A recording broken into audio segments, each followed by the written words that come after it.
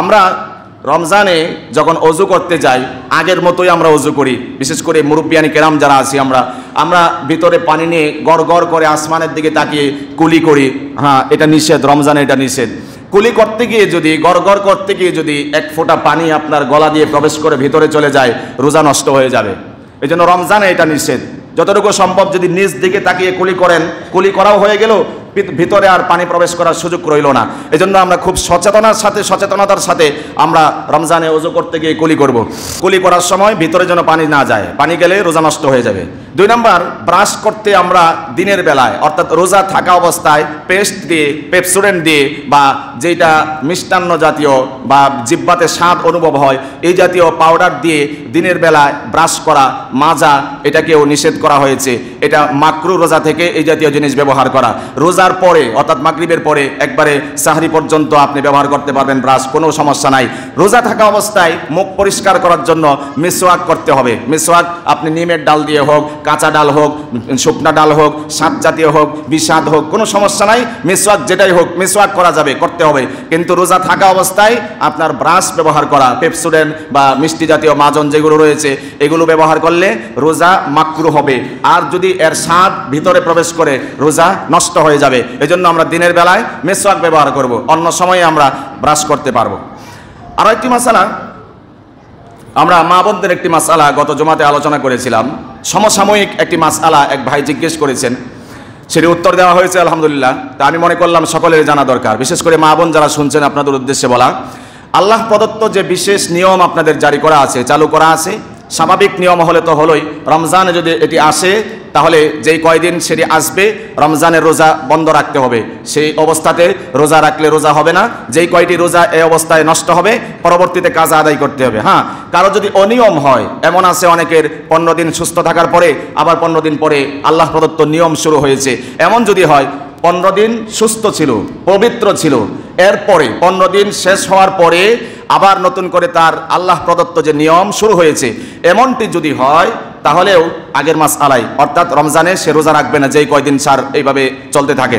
তবে যদি 15 দিনের কম পবিত্র ছিল, ভালো করে বুঝবেন, 15 দিনের কম পবিত্র ছিল, 12 দিন 13 দিন 14 দিন পবিত্র ছিল, তারপরে আবারও তার নিয়ম শুরু হয়ে গিয়েছে, এমনটি যদি হয় তাহলে এটাকে শরীয়তের পরিভাষায় ইস্তেহাজা বা এটাকে রোগ বলা হয়ে থাকে, অস্বাভাবিক নিয়ম বলা হয়ে থাকে।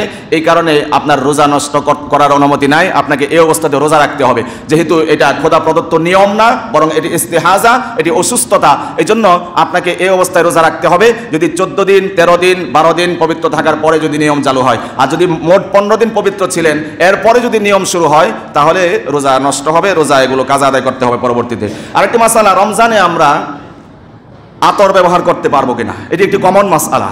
রমজানে আতর, সুঘ্রাণ জাতীয় জিনিস ব্যবহার করার অনুমতি রয়েছে, তবে আতরের মধ্যে 2টি ভাগ রয়েছে। একটি হচ্ছে স্প্রে, আরেকটি হচ্ছে স্বাভাবিক আতর, যেটা আমরা হাতে ব্যবহার করে, ঘষা দিয়ে আমরা ব্যবহার করে থাকি। দেখেন, স্প্রে আর এই দুইটার মধ্যে পার্থক্য রয়েছে রমজানের জন্য বিশেষভাবে। আতর আপনি নির্দ্বিধায় ব্যবহার করতে পারবেন, তবে যে কোনো ঘ্রাণ নাকের কাছে নিয়ে ইচ্ছাকৃতভাবে ভিতরের দিকে নেওয়া এটি অনুমতি নাই। আগরবাতি, মশার কয়েল ইত্যাদি এই জাতীয় ধোঁয়া, এরোসেল, এগুলা যদি আপনি ইচ্ছাকৃতভাবে ভিতরে নেন, এটা যদি ভিতরে প্রবেশ করে রোজা নষ্ট হয়ে যাবে। এজন্য আতর ব্যবহারের অনুমতি রয়েছে, তবে স্প্রে জাতীয় যে আতর রয়েছে, সেন্ট রয়েছে, পারফিউম রয়েছে, এটার ভিতরে একটা ধোঁয়া আসে। এই ধোঁয়া যদি আপনার নাক দিয়ে প্রবেশ করে ভিতরে চলে যায় রোজা নষ্ট হয়ে যাবে। এজন্য স্বাভাবিক আতরগুলো আমরা ব্যবহার করতে পারবো, স্প্রেগুলা রমজানে দিনের বেলায় কমপক্ষে এদের থেকে বিরত থাকাই ভালো। আরেকটি মাসালা, এক ভাই কমন একটি প্রশ্ন করেছিলেন, ঠোঁটে রমজানে আমরা জানি আবহাওয়া পরিবর্তন হওয়ার কারণে ঠোঁট ফাটছে অনেকের, চেহারা অনেকের একটু ফ্যাকাশে হচ্ছে আগের তুলনায় আবহাওয়ার পরিবর্তনের সাথে সাথে। এখন ঠোঁটে রোজা থাকা অবস্থায় মেরিল ব্যবহার করা যাবে কিনা? হ্যাঁ, মেরিল আপনি ব্যবহার করতে পারবেন, তবে উত্তম হচ্ছে ইফতারের পরের থেকে সাহরি পর্যন্ত এই সময় ব্যবহার করা। কারণ এখানে আপনি মেরিল ব্যবহার করবেন, এর আর্দ্রতা, এর যে একটি স্বাদ, এটা আপনার জিহ্বায় চলে যাওয়ার সম্ভাবনা, সমূহ সম্ভাবনা রয়েছে। এমনটি যদি হয় রোজা মাকরু হয়ে যাওয়ার সম্ভাবনা রয়েছে। আর এই মেরিল যদি জিহ্বা দিয়ে, গলা দিয়ে পেটের পর্যন্ত চলে যায়, গলার ভিতরে চলে যায়, তাহলে রোজা নষ্ট হয়ে যাবে। এই জন্য মেরিল ব্যবহার করাতে কোনো সমস্যা নাই, তবে জিহ্বাতে গেলে মাকরু, ভিতরে গেলে রোজা নষ্ট। এজন্য আমরা যদি একান্ত প্রয়োজন না হয় দিনের বেলা মেরিলটা আমরা অফ রাখতে পারি, সন্ধ্যার পর থেকে আমরা মেরিল ব্যবহার করতে পারবো।